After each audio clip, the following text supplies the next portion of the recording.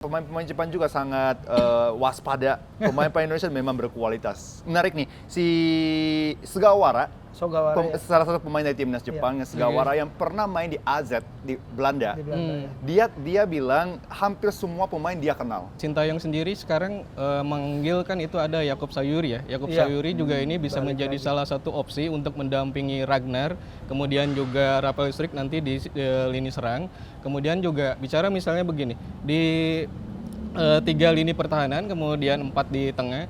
Saya kira Calvin Verdong sekarang udah bisa fokus untuk membantu penyerangan di sisi kiri. Saya nanya ke Eliano juga Reinders, karena kalau dia main dia akan berhadapan dengan Kaoru Mitoma nih, jagoan Hirosan nih.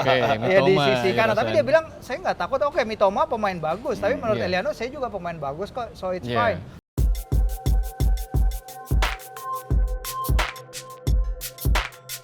Halo sahabat Kompas.com, kembali lagi di Sporty bersama saya Firzidis dan juga ada Kang Eris. Kang, ini kita kok kayak lebih cerah dari di kantor nih biasanya nih. Ya, halo Mas Firji, halo sahabat Kompas.com. Ya, kita hari ini ada di area GBK tepatnya di Garuda Store ya. Hanya berjarak beberapa meter atau beberapa langkah aja di lapangan historis SU GBK. Jadi ini luar biasa, momen yang baik jelang laga Timnas Indonesia lawan Jepang nanti. Iya, jadi nanti pertandingan nanti Indonesia lawan Jepang pada hari Jumat tanggal 15 November dilanjutkan dengan pertandingan Indonesia lawan Arab Saudi pada tanggal 19.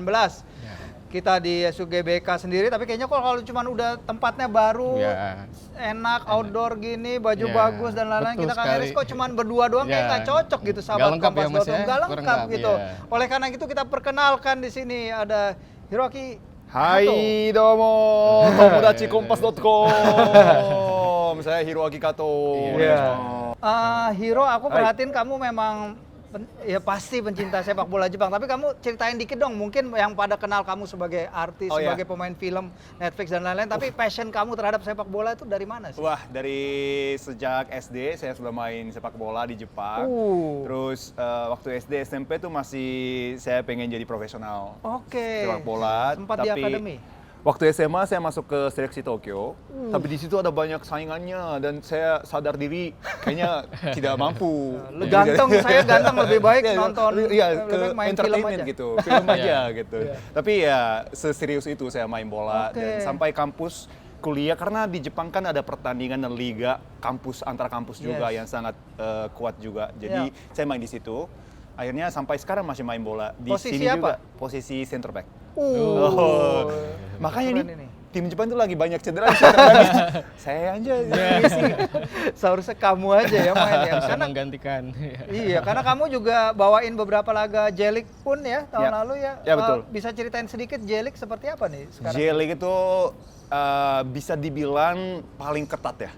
Jadi setiap tahun ganti juaranya, bukan kayak liga-liga yang besar yang selalu 2 atau 3 tim yang jadi juara, tapi kalau di J-League itu setiap tahun pasti berbeda-beda timnya, jadi persaingannya segitu ketat. Nah sekarang Hirosan, suatu kehormatan bagi timnas Indonesia untuk menjamu timnas Jepang, dan beruntung juga Jepang akhirnya ketemu King Indo di SUGBK. Kamu sebagai orang Jepang yang lama tinggal di Indonesia, bagaimana perasaan kamu menjelang pertandingan nanti? Wah, saya sebagai orang Jepang tinggal di Indonesia udah 10 tahun. Saya bahagia sekali akhirnya bisa nonton pertandingan antara Indonesia dan Jepang, dengan apalagi ini kan kualifikasi yang ketiga, round ketiga, dan ini yang bisa menentukan kira-kira negara mana yang bisa maju ke Piala Dunia. Dan di Indonesia dan Jepang bisa berdiri di panggung yang sama, itu bahagia banget sih bisa lihatnya, dan apalagi kita bisa nonton pertandingan di GBK nanti. Wah, itu pasti seru sekali ya. Dan semoga Indonesia juga bisa menunjukkan kemampuan yang terbaik terhadap Jepang. Jangan takut, harus berani, ya. Jangan takut nih, Kang Eris. Kang Eris, kita lihat Indonesia pernah bertemu Jepang ya ketika itu di Piala Asia. Kita 1-3 kalah, mungkin skor laga nggak terlalu mencerminkan bahwa Jepang itu ya benar-benar membuat Indonesia kesulitan gitu. Catatan Kang Eris mungkin dari pertandingan waktu itu gimana, Kang? Jadi Timnas Indonesia sekarang bertumbuh Mas ya, berkembang gitu ya. Jadi kita tidak bisa menyamakan apa yang terjadi saat Piala Asia 2023 lalu dengan yang sekarang gitu. Saat itu kita ingat memang timnas Indonesia kalah dengan skor 1-3 waktu itu. Satu-satunya gol kita waktu itu dicetak oleh Sandy Walsh ya. Injury time ya. Injury time, iya waktu itu. Jadi kita hari ini juga bawa antusiasme, bawa optimisme gitu. Apa yang bicara kualitas, kemarin pun udah disampaikan oleh para pemain bahwa timnas Jepang ini punya kualitas dan level yang berbeda dengan kita. Tapi bukan berarti kesempatan atau peluang untuk kita bisa meraih poin itu tidak ada gitu. Betul. Jadi saya lihat benang merah dari pemain timnas yang sekarang nih Mas, mereka itu menyadari dengan kualitas timnas Jepang, tapi satu sisi juga mereka tetap mengintip atau mengincar meraih poin dari timnas sekarang ya. Jadi pelajaran yang Piala Asia 2023 lalu itu bisa diambil oleh kita, daya juang, kemudian juga transisi permainan, kemudian juga bagaimana tim Samurai Biru ini mereka bisa fisiknya kuat gitu selama 90 menit penuh gitu. Nah itu jadi evaluasi buat pelatih Sintayong untuk menghadapi di kualifikasi Piala Dunia 2006 sekarang gitu, 2026 sekarang. Dan skuad Garuda sekarang sudah siap untuk melawan Jepang, Hiro. Jadi mereka menyadari kualitas Jepang, tapi satu sisi juga mengintip peluang, kesempatan untuk bisa meraih poin dari timnas Jepang, begitu, Mas Firji. Kemarin sih sempat juga ya nanya ke Marcelino, sempat juga nanya. Marcelino kan anggota dari tim yang main di Piala Asia itu, tapi tentu setelah Piala Asia, sahabat Kompas.com juga pasti tahu timnas diperkuat 8 pemain baru ya, dan sekarang 9 karena ada Misilgers yang sekarang ini nggak main, tapi ada Kevin Dix, ada Jaidjes, ada Martin Pas, ada Ragnar Noratmangun dan lain-lain. Itu Marcel bilang, Lino bilang bahwa para pemain ini tentu akan memberikan warna berbeda terhadap timnas kita, dan juga saya nanya ke Eliano juga Renders, karena kalau dia main dia akan berhadapan dengan Kaoru Mitoma nih, jagoan Hirosan nih di sisi kanan. Tapi dia bilang saya nggak takut, Mitoma pemain bagus, tapi menurut Eliano saya juga pemain bagus kok, so it's fine. Tapi mungkin kita ingin lihat dari sisi Jepang mungkin Hirosan ya, bagaimana apa sih perbedaan dari tim yang sekarang dengan tim yang kemarin di Piala Asia nih? Tentu saja ya, karena waktu Asian Cup tuh masih banyak yang istirahat dan cedera juga ya. Jadi kurang maksimal juga timnya. Tapi kali ini pun ya center back banyak yang cedera, jadi nggak maksimal juga sih. Boleh tolong dijelasin itu ya? Iya, jadi sempat tahun ini tuh si Tommy yang main di Arsenal kan cedera cedera udah lama. Udah akrab manggilnya Tommy. Tomiyasu ya. Dan juga Ito yang main di Bayern Munich. Hiroki Ito sejak awal musim ya. Dia itu operasi lagi lututnya, jadi dia udah lama absen. Dan satu lagi kemarin 3 hari yang lalu nih si Taniguchi di Belgia, di Liga Belgia dia putus Achilles ya. Mungkin istirahat 6 bulan lebih gitu. Jadi 3 center back starter Jepang itu cedera semua. Jadi harus ganti. Mungkin kemungkinan besar Jepang pakai 3 back ya. Masih ya, 3 back. Ya. Jadi mainnya si Machida sama Itakura udah pasti. Tapi satu lagi yang pengganti Taniguchi itu sampai sekarang masih pertanyaannya di Jepang. Jadi Indonesia tuh ada peluangnya di situ. Ya kan bisa cetak gol di situ tuh. Karena ada banyak striker atau penyerang yang sangat bagus dari Indonesia gitu kan. Iya, karena bertahan itu menjadi sebuah seni ya bagi Samurai Biru ya. Karena di ronde 2 nggak kebobolan sama sekali. Satu kemarin di Australia. Iya, kemarin lawan Australia itu pertama kalinya setelah 8 pertandingan. Di ronde 2 26 kali main, 6 kali menang, 24 gol, 0 kebobolan. Itu apa ya, Hiro timnas Anda kan sedang mengejar 8 kali kelolosan ke Piala Dunia beruntun ya. Apa memang levelnya itu emang sudah sejauh itu kali ya Kang Eris, Jepang meninggalkan level Asia apa gimana? Jadi iya sih, jadi salah satu kekuatan Jepang sekarang itu memang di lini belakang sih. Dari dulu ya awal-awal masih persaingannya ketat di Asia, itu masih lini belakangnya masih lemah kalau Jepang tuh. Tapi makin banyak yang main di Liga Premier atau Spanyol, yang back-backnya makin banyak. Nah di situ sih level Jepang itu langsung naik loncat ke atas. Dan untuk kualifikasi kali ini mulai pakai 3 back. Itu kuncinya, kunci Jepang. Jadi sebelumnya kan masih 4 back ya, pakai 4. Tapi untuk dari ronde 2 nih, kebobolannya 0, itu pakai 3 back. Jadi itu sih mungkin salah satu kuncinya. Ngomong-ngomong timnas yang lagi lonjakan performa Kang Eris, kita kan juga lagi ada lonjakan performa nih. Tapi apakah kita mungkin mendekati level Jepang kali ini Kang Eris?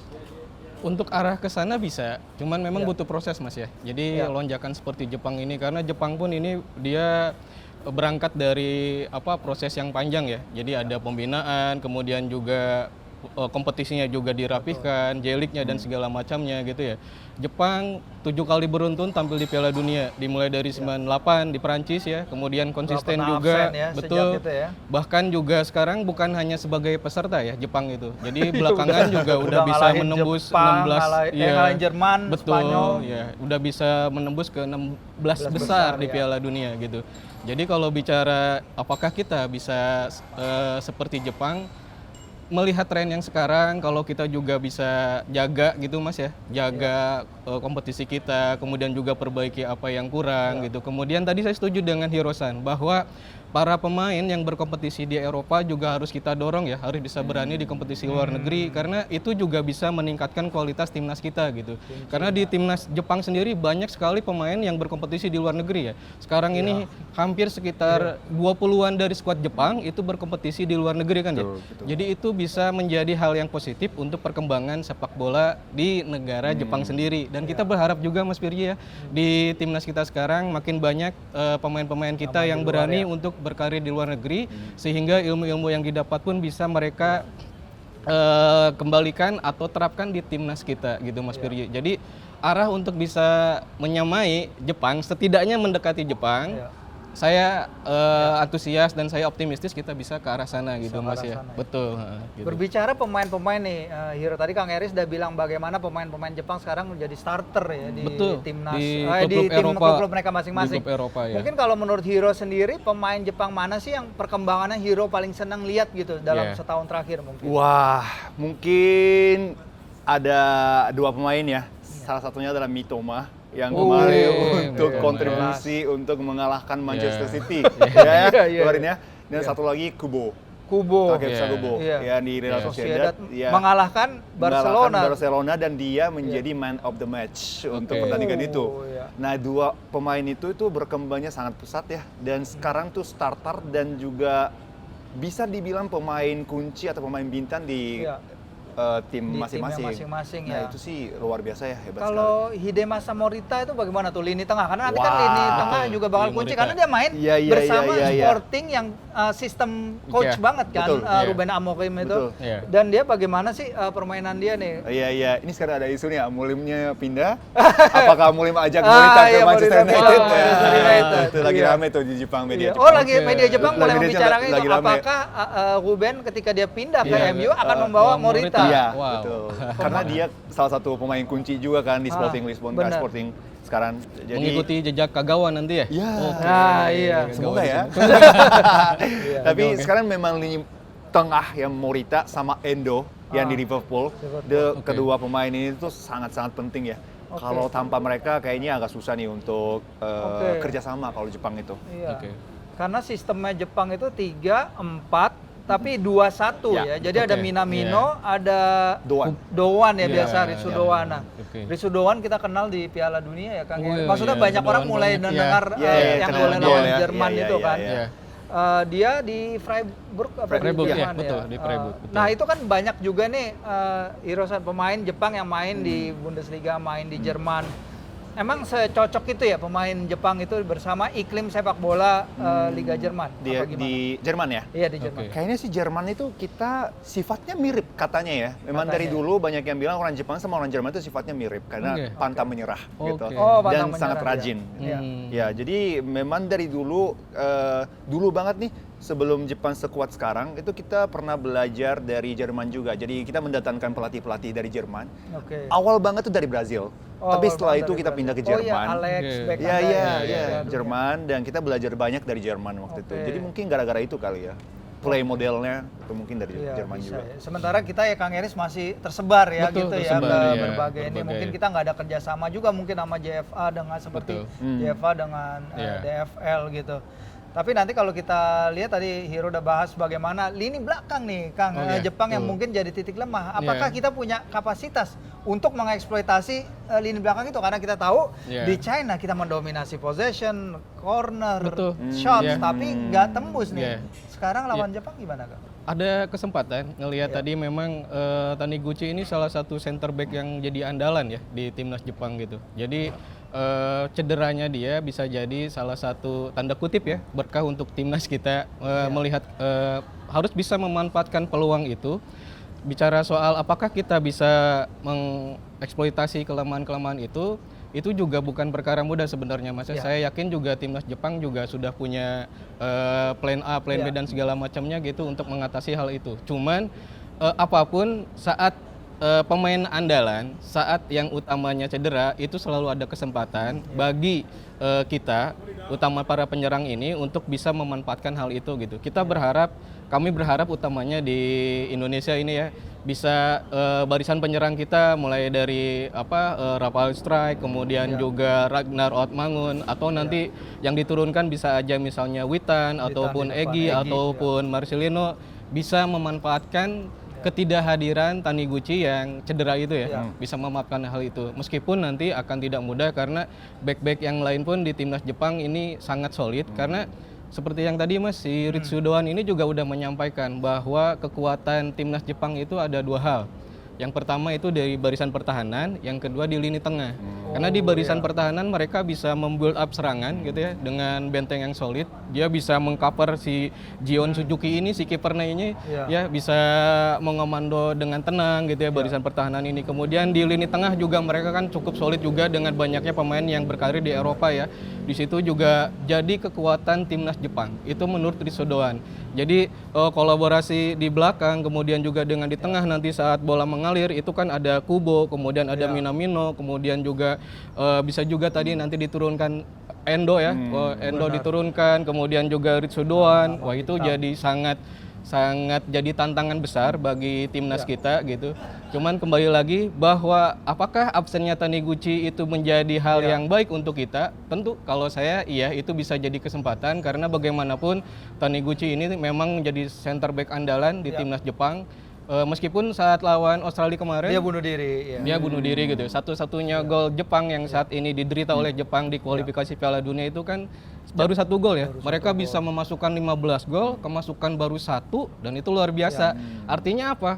Jepang bisa menang lawan China 7-0. Kemudian dia dengan skor identik ya. Kemudian juga 15 gol baru kemasukan 1. Artinya apa? Pertahanannya solid, kemudian juga lini tengah dan lini depannya juga efektif untuk menembus pertahanan lawan. Jadi nggak optimis lagi nih, tadinya sempat optimis kalau bilang lini belakang ada kesempatan jebol, Mas, tapi, ada kesempatan meski memang tidak mudah, tapi ya berharapnya memang itu menjadi apa ya, menjadi kans kita untuk bisa membobol gawang Jepang. Gitu. Ada satu lagi nih kelemahan Jepang. Apa tuh? Center forward striker starter si Ueda. Ueda tidak ada ya. Ueda itu yang mencetak 2 gol ke gawang timnas di Piala Asia. Dia golnya cuma 2, tapi dia itu sangat berperan penting untuk jadi tembok. Oke.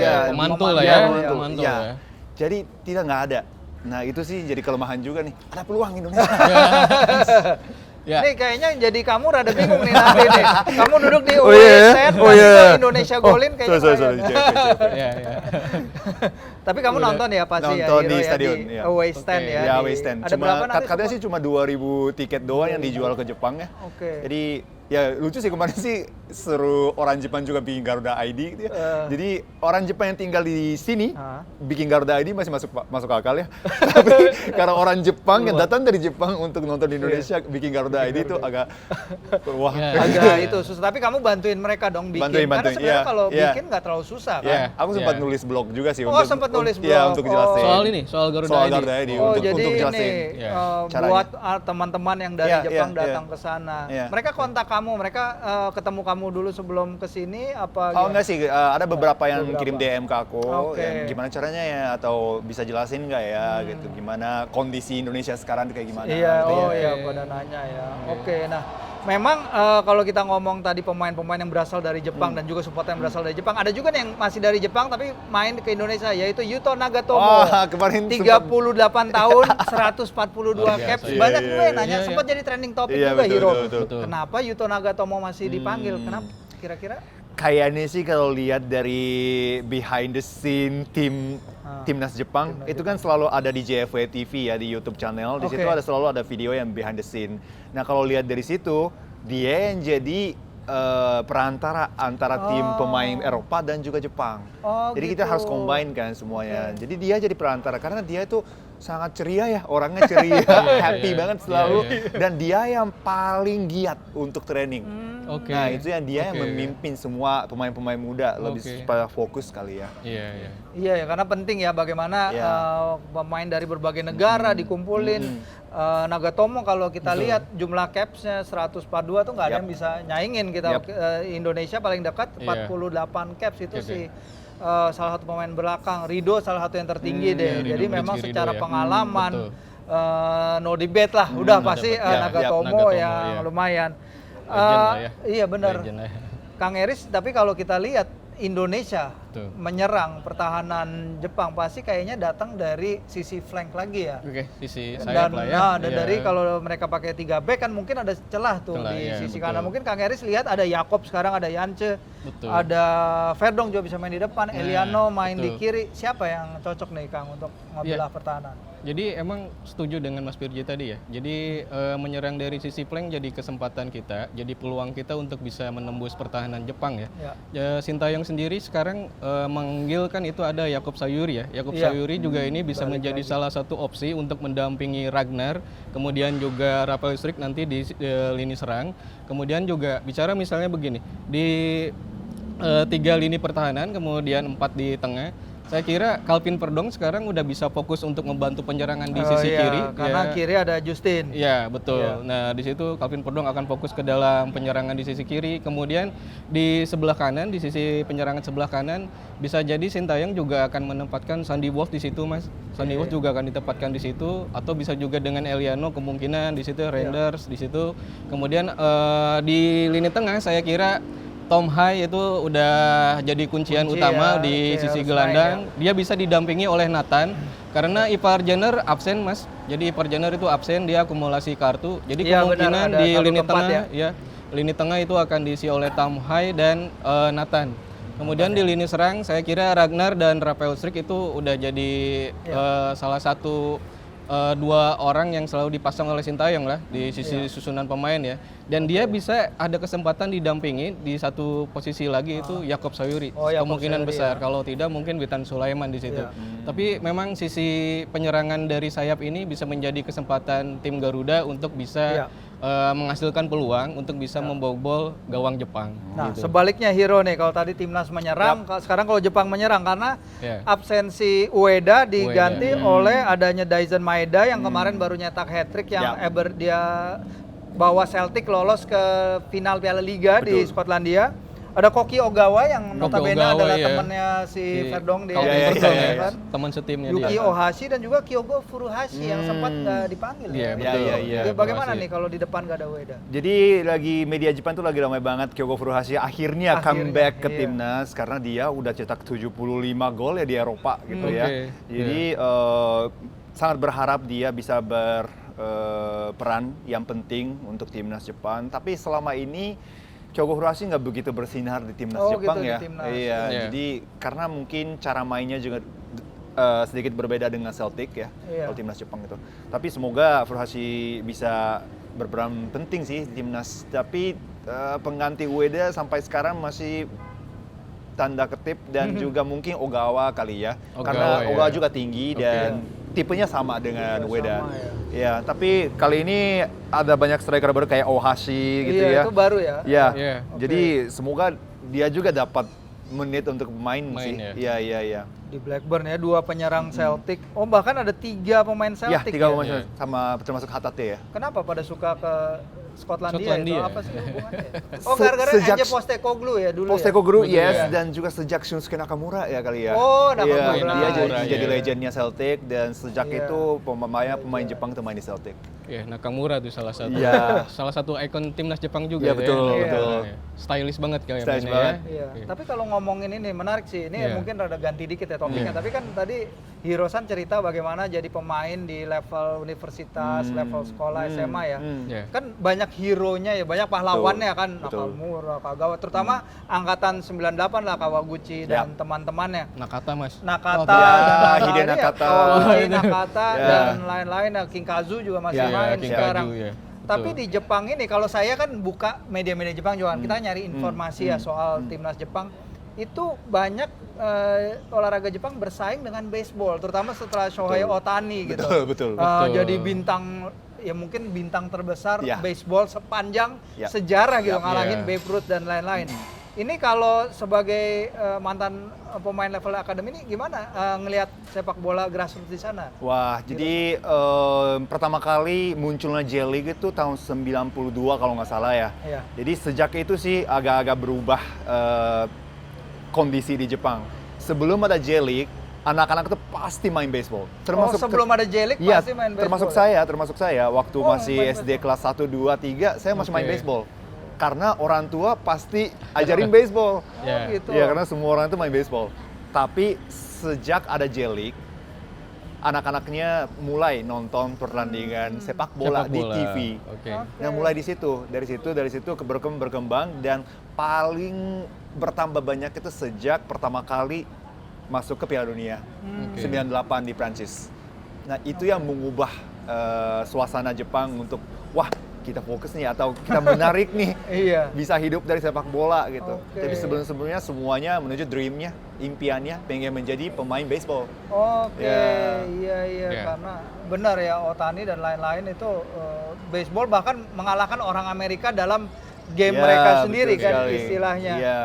Kalau- Tapi akhir-akhir ini sih baru benar-benar anak-anak itu pengen menjadi pesepak bola pesepak yang bola, dengan solid itu akhir-akhir ini sih baru. Iya. Iya, hero dan ada banyak juga ya pemain-pemain yang langsung ke Eropa ya bahkan Betul. ya. Ya. Abis dari lulus dari SMA langsung pindah Langsung ke diambil Eropa ya. Dan Eropa. bahkan sekarang pemain-pemain Jepang ya Kang Eris sudah Iya. bisa ditransfer kayak 50 juta euro. Iya, Hiroki iya, itu iya, dibeli iya. dari Ya. Stuttgart harganya Iya. Betul. sebesar itu. Jadi Iya. udah bukan level kayak mungkin dulu masih dicoba Iya, betul. harganya Betul. belasan juta euro. Iya. Ini enggak ya. Nah, pemain kita kapan nih Kang Eris? Ntar lagi deh kayaknya Iya, ada beberapa yang gitu. Iya. Ya kalau kita lihat ada Jai juga yang main di Iya, Venezia, betul. walaupun Venezia rada struggling. Betul. Tapi Ragnar ya juga Ragnar, masih ya. kemarin mencetak gol di Dender juga. Kevin ya? Kevin juga Mas ya? Oh Kevin iya. Dick juga.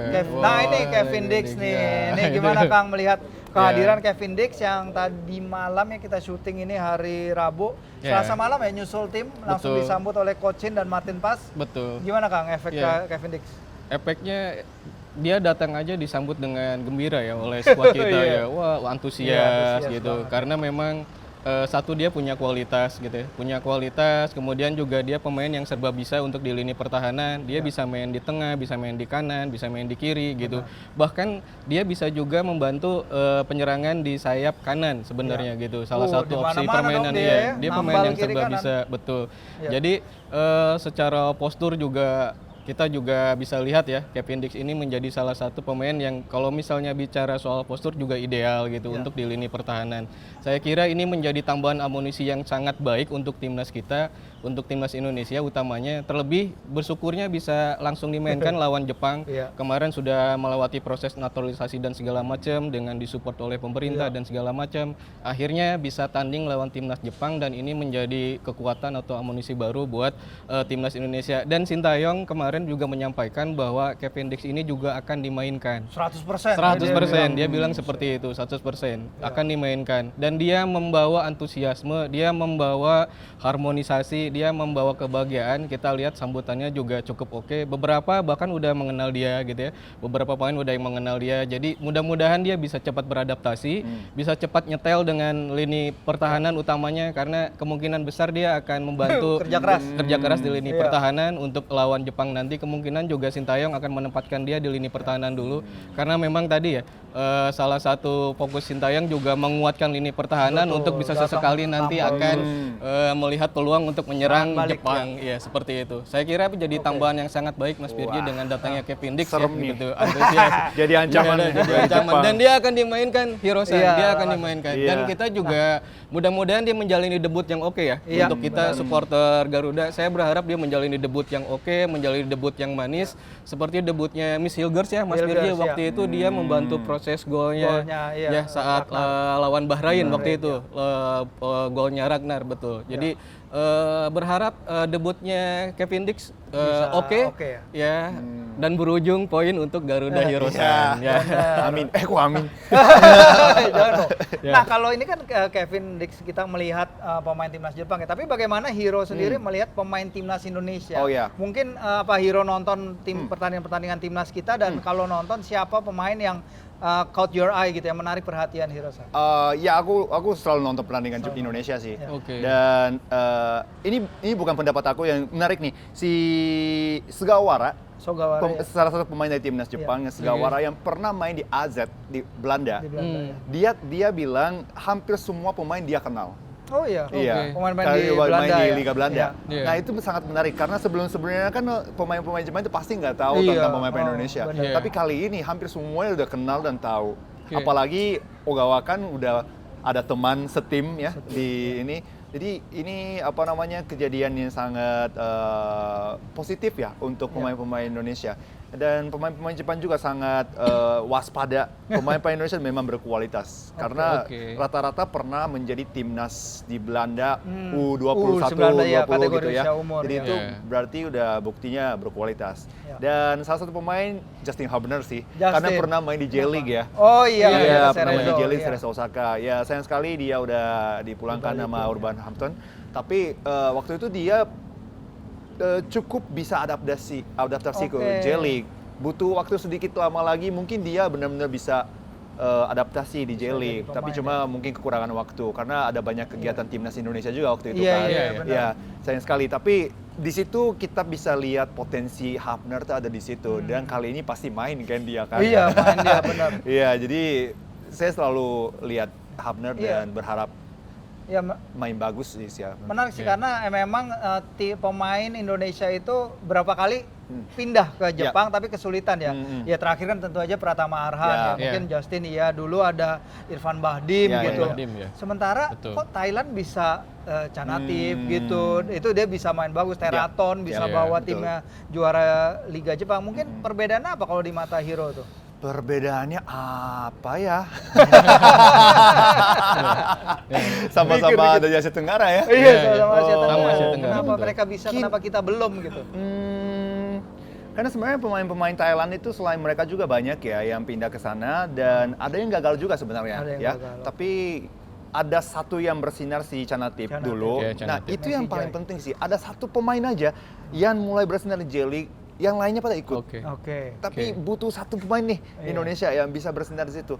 Tapi aku dengar dari teman-teman pemain J-League, terutama temannya Mas Arhan. Temannya Mas Arhan, ya namanya Junki Koike, pemain dari Tokyo Verdy. Nah, aku pernah ngobrol sama dia, kata dia sih masih kekurangannya di fisik. Oh, fisik kan. Iya. Teknik udah nggak kalah sama pemain Jepang. Tapi Jungki-san bilang masih Arhan tidak bisa intens selama 90 menit. Jadi ke 60 menit, ke 50 menit udah mulai turun. Konsentrasinya.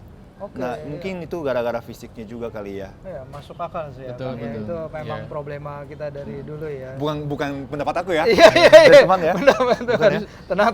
Jangan hujat aku ya. Jangan hujat. Takut banget sama Tapi betul, Hiro-san setuju dengan Mas Firji tadi. Saya kira sih emang sebenarnya J-League ini adalah satu ranah di Asia ya. Ranah di Asia ini yang menjadi salah satu tempat yang baik bagi pemain di Indonesia untuk bisa berkarir gitu, untuk bisa menambah jam terbang dan segala macam gitu di situ. Karena memang di situ bisa menjadi dengan profesionalnya liga dan berharap arahnya ke situ. Kalau melihat dari apa yang terjadi sekarang, kita lihat Ketua Umum PSSI Erick Thohir juga punya hubungan yang baik ya dengan Federasi Jepang, sepak bola Jepang. Kemudian juga kemarin juga ada kesan yang baik dari Nagatomo kemarin Mas. Yuto Nagatomo tuh dia sempat bilang bahwa saat dia datang ke sini tuh ada kayak semacam ikatan sesuatu gitu. Ya. Memang ada kedekatan misalnya. Ikatannya dia. Iya.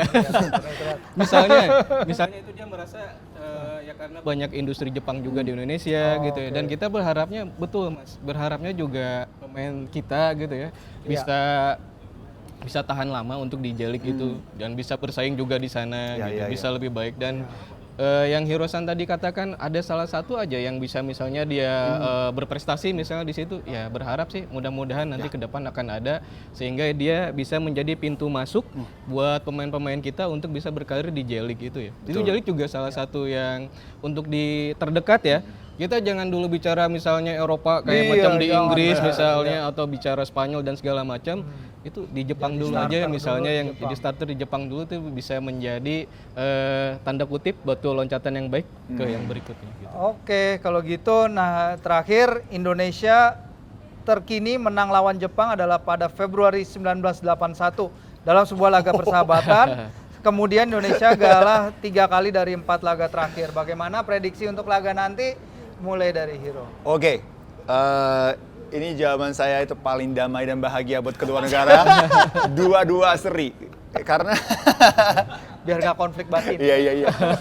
Biar damai ya. Biar damai. Karena ya seperti saya bilang tadi, kelemahan Jepang itu ada di belakang ya, lini belakang kali ini.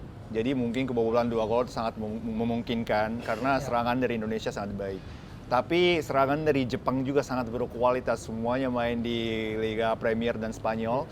Jadi mungkin cetak 2 gol itu wajar kali. Jadi mungkin 2-2 seri. 2-2 ya. Jawaban aman ini 2-2. Kalau Kang Eris? Ya, melihat kemarin Mas antusiasme dari pemain kita ya. Jadi saat itu mereka menyampaikan hampir sebagian besar itu mengakui kualitas timnas Jepang karena memang mereka mengatakan bahwa Jepang ini berada di level yang berbeda, tapi kita bukan berarti sepak bola itu tidak selalu matematika. Akan ada selalu peluang, terlebih tim yang sekarang ini berbeda dengan saat Piala Asia 2023 lalu, kita punya beberapa tambahan pemain gitu.